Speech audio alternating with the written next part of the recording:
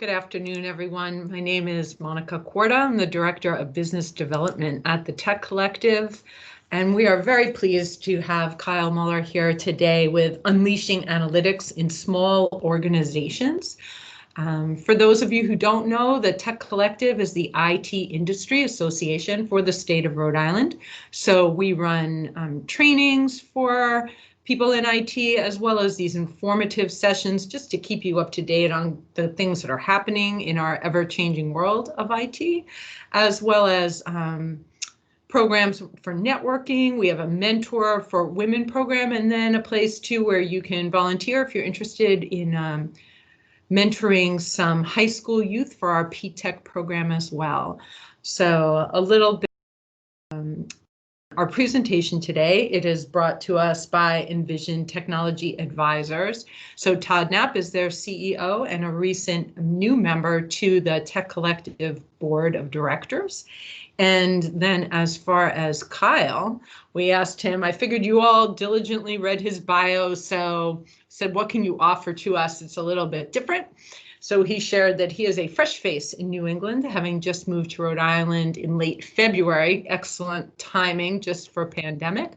And he loves to dig his way through mountains of data and visualizations. And then in his spare time, volunteers as a board member of the Rotary Club for Metro Providence. Also, he is on a personal quest to find the best coffee shops in the state. So we did put out there that if time allows, if anyone wants to guess where Kyle is originally from, we can take that at the end for all best guess. Also, if you have questions, I ask if you would please put them in the chat on the side. We can have Kyle answer and address those issues at the end. And I will also put in a questionnaire, just it's one question. If you would please fill that out at the end, just to let us know if Tech Collective and Envision, if we've met the mark for today, if you were pleased with what you saw. So on that note, Kyle, I hand it over to you. I know it's going to be like, hold on to your hat. So you know. Absolutely, absolutely. As you all know, I am Kyle, and this is what I do for a living, working with data. I'm going to give you guys as much as I can of a snapshot of how we can unleash analytics in small organizations within a half hour, even though I could easily talk for probably a couple of days on end on this one individual topic. So getting us started, hi, my name is Kyle Mueller. I'm a data impact architect here at Envision Technology Advisors. And to give you a little bit more about my background on the professional side, you might notice that I have an interesting title of Data Impact Architect. And the meaning of that title is more than just the buzzwords, of course, but that really signifies sort of the unique position that I'm in here, where I work at the intersection of data analysis and human analysis. My formal education and background are actually in psychology and student affairs and student development theory. So that allows me to really help businesses that I'm able to work with to say, not only are we going to look at the data that you bring to us, but the real meat of what you're going to get out of building out data and reporting systems is the ability to modify human behavior and make real tangible differences within your organization. Tossing this up real quick, just a little bit of housekeeping at the start. As Monica mentioned, of course, if you have questions during the meeting today, definitely feel free to pop those into the chat. And if you have any additional questions afterwards, or you want to get some more information about Envision and what we do, all of our contact info is right here. To make life a little bit easier on you, rather than remembering a whole Facebook URL or YouTube URL, you can just go to our main website, envisionsuccess.net/ and then the name of the service that you're trying to get to, whether it's Facebook or YouTube. All right, so let's get into the meat of our presentation today. So as I mentioned, I could talk about this for days and days and days on end, but what I'm going to give you today is a really good starter kit to understand how data analytics and business intelligence are no longer just a luxury afforded by the Fortune 500. Companies that have million-dollar data budgets every single year have been doing a lot of this for years, for decades, even through older tools. But at the time, those tools are very much restricted to the companies who can afford it because they were very expensive and required a very specialized knowledge and skill set. Nowadays, these platforms are a lot more accessible, so I'm going to be showing you a couple of different options of ways that you can get your feet wet, and additionally telling you a little bit about the evolution from the world of reporting and business analytics to business intelligence, which is a much more fluid process and grows along with your business. So to start us off, data truly is all around us these days. Working in a data-driven business doesn't necessarily mean that you need to start by gathering any new data. Most companies, even a lot of startups, already have an array of systems that they gather data in and use on an operational basis that, given the right tools, they can get a lot more use out of that same in order to modify their business processes and modify their behavior. Good examples of the systems that a lot of companies already use are the things that we all think of off the top of our head. So QuickBooks for financial data, Salesforce as a CRM system, and the list goes on and on and on. But one thing I want to challenge you all to think about during the presentation today is looking at alternative sources of data as well. So not necessarily the massive data warehouse that's already used within your organization for finance, for HR, for anything else, but thinking about the data that truly is all around us. As a great example of some publicly accessible data that anyone can get access to, the US Census Bureau and the World Bank both actually publish all kinds of information on populations and on demographics. And all of that information that they report is actually accessible via a public API. So any developer who's building out tools that you can report on for your business can add in those external data sets in order to say, let's say you have a very specific target demographic that your company tends to work towards. Why wouldn't we want to get live updated information every time that the census runs new numbers and feed that directly into our reports? It just makes sense. And additionally, a good example of an alternative data source that I've actually worked with for a client recently is the access control system in their building. In order to get into the building, they were a membership-based organization, and members would get a key card that they tap on a reader out the door in order to get into the building. And at certain rooms in the building, they would tap in order to get into those rooms. And even though you might not think of that as a source of data, it might just seem like, oh, hey, that's a security system for us. That can also be an absolutely amazing source of data in order to see in real time who actually is using your facility. And in the case of a membership-driven organization, what members can we then sort of pin to say, hey, we noticed that you're using our facilities a lot, and specifically using room A, whether that's a gym, whether that's a conference room, whatever it might be.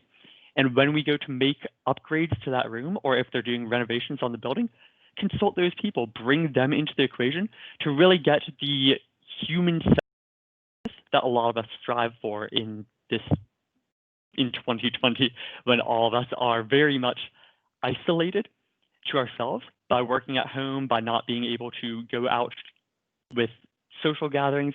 But we really have a unique opportunity right now to capitalize on new ways to get people actively plugged in and engaging our customers in our business. So back in the old days of data analytics and business analytics, there were tools like Crystal Reports, is one that a lot of people have heard of, that were very clunky. They weren't user-friendly. They had a complex syntax for report writing and a UI that just wasn't intuitive. And that was pretty much the only option for a long time in order to get information on your business reported out in a relatively live manner or an up-to-date manner, was to bring in a very, very specialized skill set and say, build out these clunky printable reports that we're going to print every single day and pass out to the desks of our executives. Nowadays, we have a lot better options than that. And we're not limited either to just being able to take exports out of our Salesforce system, our CRM system, whatever it might be, and only capturing a moment in time based on a complex Excel spreadsheet that we've put together. A lot of clients that I work with have very intense built out Excel spreadsheets that give them good information, but it takes them a long time to recreate that once a month when they run those reports. So modern business intelligence, you can see here the Gartner Magic Quadrant for business intelligence platforms, which is put out every single year, where Gartner, which is an independent market research firm, they look at all of the big players in the business intelligence world and say, who are the most innovative companies? Who are the leaders in this space? Which companies have the most complete vision? And today I'm going to focus on the top corner here, which is the true leaders in the space, with Microsoft, Tableau, and Qlik, which are the most commonly used systems that I tend to see with our clients. One really important piece of these three platforms is that as leaders in the space, all three of these have emphasized a user-friendly experience in a low-code, no-code environment for end users. What that means is that they recognize that in a modern business, we need to be fast. We need to be able to react to things immediately, and we need to empower our business users to get their own analytics out of things. No longer do we want to have just a reporting department where you say, oh, hey, I need a report for our monthly budget versus actuals, and I want this every single month, and that department deploys that out, because in that scenario, every time we want to make a change to that source report, we have to go back to that reporting department and say, oh, hey, can you change this? Can you change that? We really want to empower our end users to be able to get those analytics for themselves after doing a little bit of work on the back end to set things up for them. So with Microsoft, Tableau, and Qlik, all of them have a very robust back end so that advanced developers are able to create beautiful data models and wonderful analytics that might be a little bit more complex, but they also have that user-friendly front end so that once your business has a established data warehouse on the back end to house all the data that you might want to be visualizing, end users can connect directly to that data warehouse. And as long as your system is built out in a user-friendly way by the people building that data warehouse, they can easily get whatever analytics they're looking for without having to ask anybody, as long as they have access to that data. So the front end can be very user-friendly while still having a back end where you can come to experts like Envision, ding, ding, who are able to really build things out for you in a scalable, smart, and intelligent way, where if you have very complex analytics that you want to be able to compare, that's what the experts are for. But if you're just looking to say, give me sum of sales by month, that's something that in many cases, end users can be trained to do in only about 5 minutes of time. I've done a lot of training with end users over time. And for me, specializing in the Microsoft platform, it's so incredibly easy to get people's feet wet and get it up and running for them.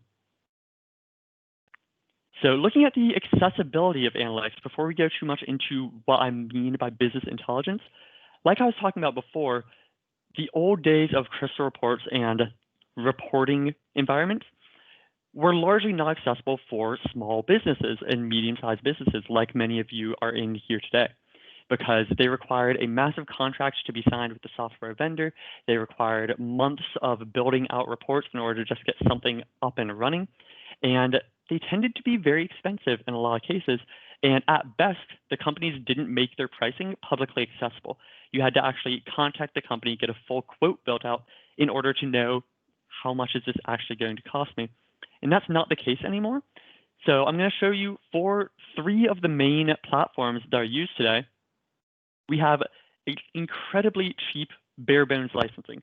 As a caveat, I do want to say that these are the bare minimum numbers to get up and running in these platforms. This doesn't cover some of the additional features that come at other pricing tiers.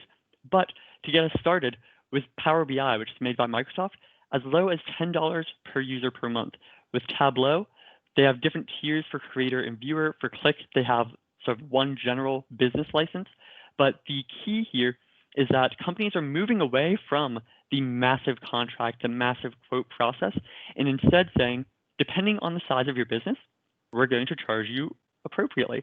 If you're working for a small business that only has 10 users total, you don't need a massive platform that allows you by default to have licenses for 1,000 users. Your organization's not going to use that, so why pay for all those additional licenses if instead we can have something like this, where you're only paying per user per month? And this not only allows you to scale for small and medium businesses, but it also allows you to scale within your business. Because with modern licensing tiers like this, if the finance department head decides that they want to start getting some real-time analytics within their organization, they can decide as a department, we want to get started on this. It's only $10 per user per month. That just goes directly to the bottom line, and it's easy for an individual department to afford without having to go through a full purchasing process, depending, of course, on the financial policies of your business. And so what I really want to talk about here is taking that business intelligence and making a tangible impact in your organization. So the biggest difference between business analytics and business intelligence is going to be analytics are numbers. When we hear the word analytics, we think spreadsheets, we think formulas, we think everything related to just hard bottom line numbers. But business intelligence is so much more. And it's the ability to take those numbers, put them into context, and say, how do we take these analytics and intelligently apply them to our organization? So I have a couple of practical demos I'm going to show you here of that we have recently built things in a very quick manner to make quick business decisions at Envision. So as a good example here, this is capturing a moment in time back to March. In March, shortly after the pandemic first started to spread in the United States, a lot of business owners were put in a difficult spot. Nobody quite knew what to do at that point in time. Do we keep offices open? Do we limit who's in the office? Do we keep everyone in the office but just enforce social distancing and cleaning? There were so many questions that were out there, and nobody quite had answers. So a lot of COVID trackers and COVID dashboards started to pop up in every corner of the internet. Everyone and their brother-in-law wanted to make a tracker to give them what their company cared about.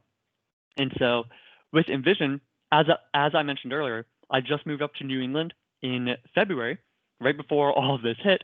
And when I started at Envision, one thing that they very quickly wanted to get off the ground is, with everything that's happening in COVID, we need to be able to see what we care about for our business and analytics that give us the ability to really say, we're going to do this in a data-driven way because X, Y, Z. So right now I have this filtered to show a day in March back in 2020, where this is the main page that we use to say we want to see tracking the percentage of the population who's infected in the US versus Italy, because at the time, Italy was one of the countries where the outbreak was spreading like wildfire. And the important thing here isn't so much the individual analytic here, because this allowed us to see exactly what we wanted to see, but more importantly is the speed with which we were able to get this up and running. In only about 2 days, we were able to say, okay, we have access to the data, the same data that Johns Hopkins pushes out, and we want to be able to act quickly on this. We need this information yesterday. And so we were able to very, very quickly scale this up, get it out, get the exact analytics that we wanted in there. And we even published this at the time on our Envision website so that any of our customers or anyone in the world who wanted to see the information presented in the same way was able to, because a lot of the other trackers at the time would just be looking at raw numbers of infections versus percentage of population. So I won't go too much in depth on COVID because I'm sure we're all tired of hearing about that. But I want to show another really unique use case of business intelligence in small organizations. So we recently partnered with Skills for Rhode Island in an internship program that we believe is probably the largest in the history of the state. And it was a fully online program for their first time in this organization's history due to COVID restrictions. And they said, you know what, these are high school students. We want to find a way to keep them engaged. We want to make sure that they're not just getting what we often call today Zoom fatigue from spending hours and hours and hours in video chats like this. And they want to find a way to keep things fun.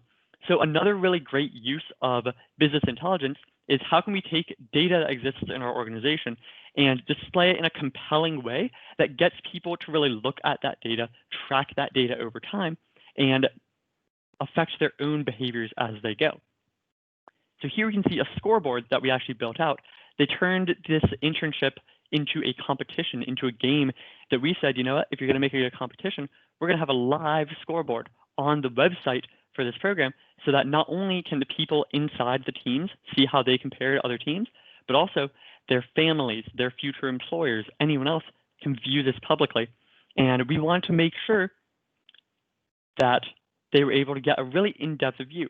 So what I really want to show off here is everything on this page is interactive. It's not a static report. It's not what Excel used to be, but this allows people to really slice and dice the data in the way that they want to see it.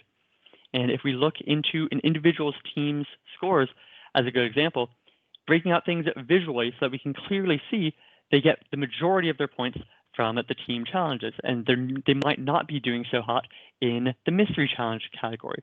Or viewing their budgets over time, where rather than just looking at numbers, we want to actually see how are they spending their money and what are the inflows of money and outflows of money over time, because that is much more valuable than just seeing at the end of a month for a budget statement, oh, hey, the account went down X number of dollars, the account went up, and only capturing that moment in time.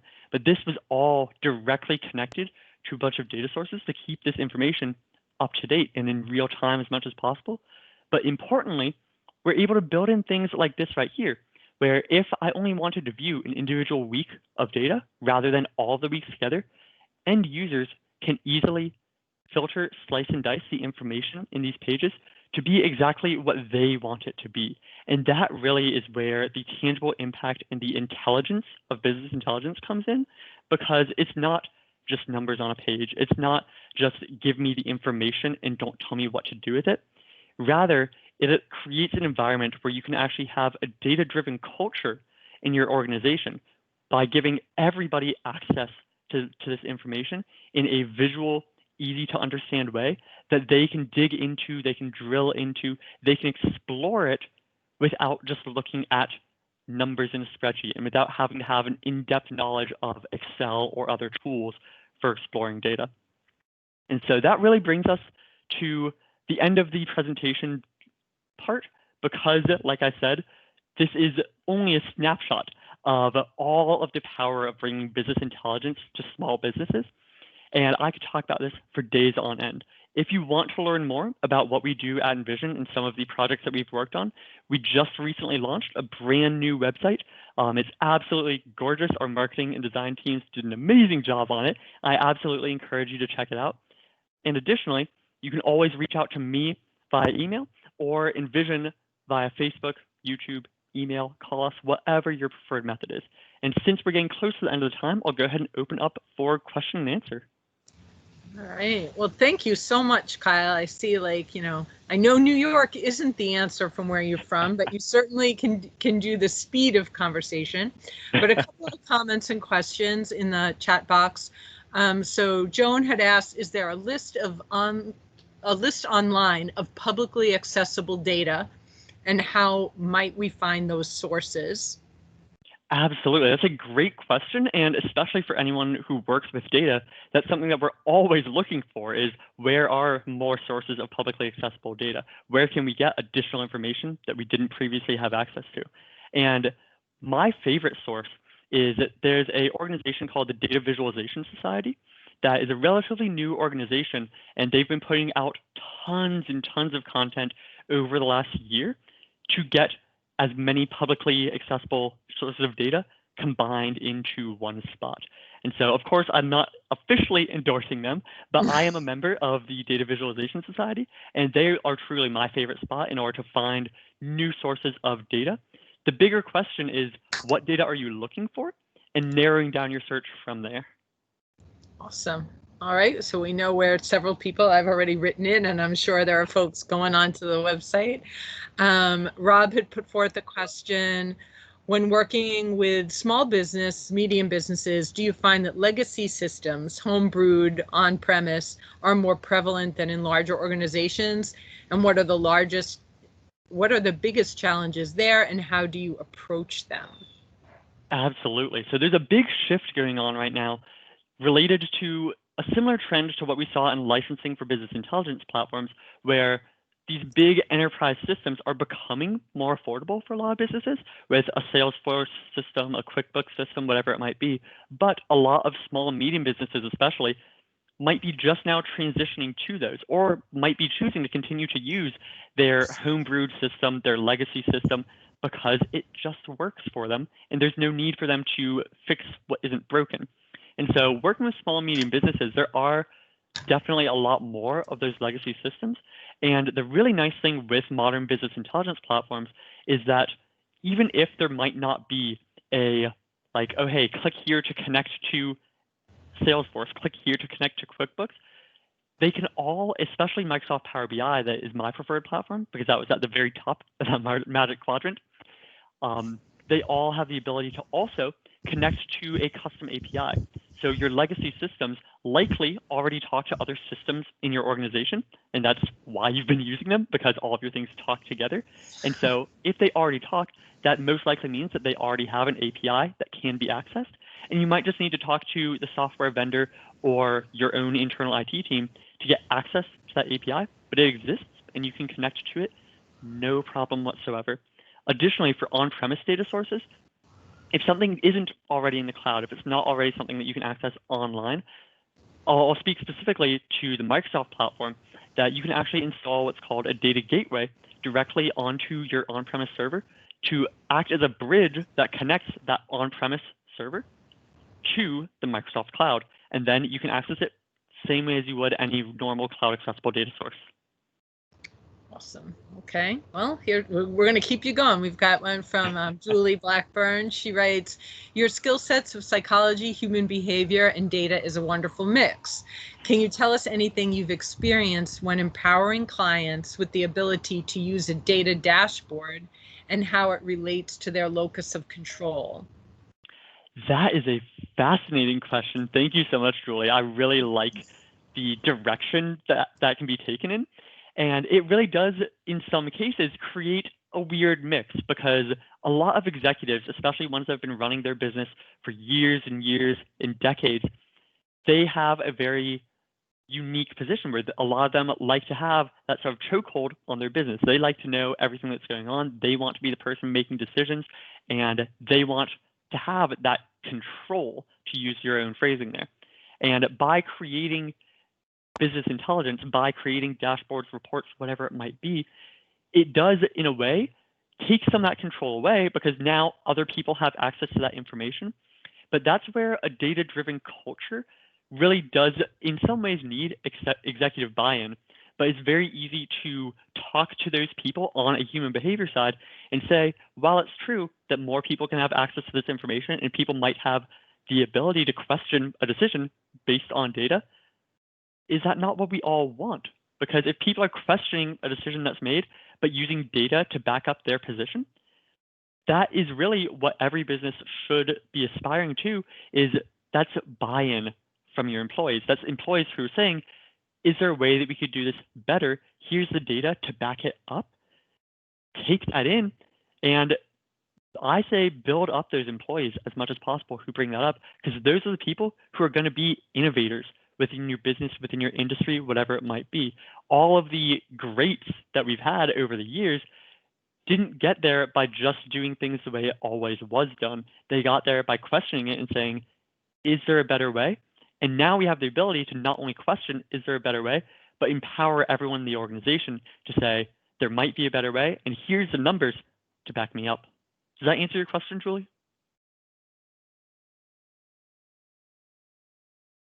Can I unmute myself? Yes, it does. Wonderful. I knew you'd enjoy that one.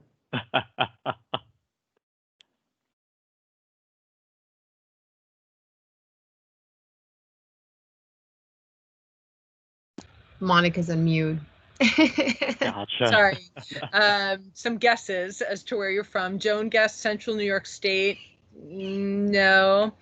And Seattle from Denise. No. I wish I was from Seattle. I love that city. Oh, Mary Kate, you are the big winner. She guesses Florida. Very nice. I'm surprised that you guessed it. People I gave usually a hint. don't get that. There was a hint in the chat. Yeah, he did say he's looking forward to winter, but Very true, very true. That is a I bit went of a with dead the giveaway that I coffee don't come from a hint. cold space.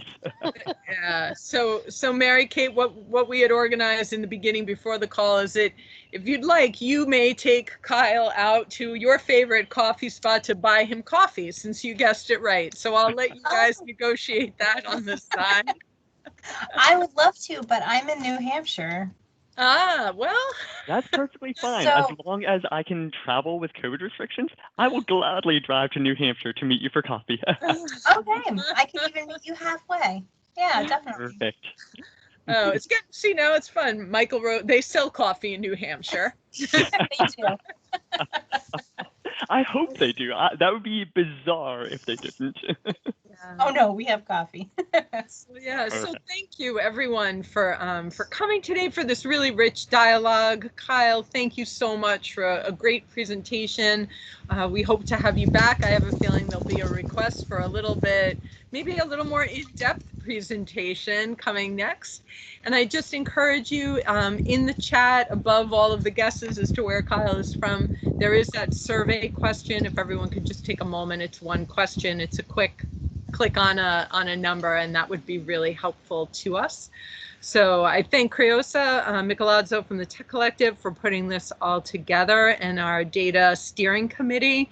You guys are awesome. You always get us great speakers. So thank you again. And thank you to Envision and to Kyle for this time. We appreciate it. Have a wonderful, beautiful day. Get outside, at least for those Rhode Islanders. It's beautiful out there today. So enjoy. And I truly hope that everyone gains something useful out of this.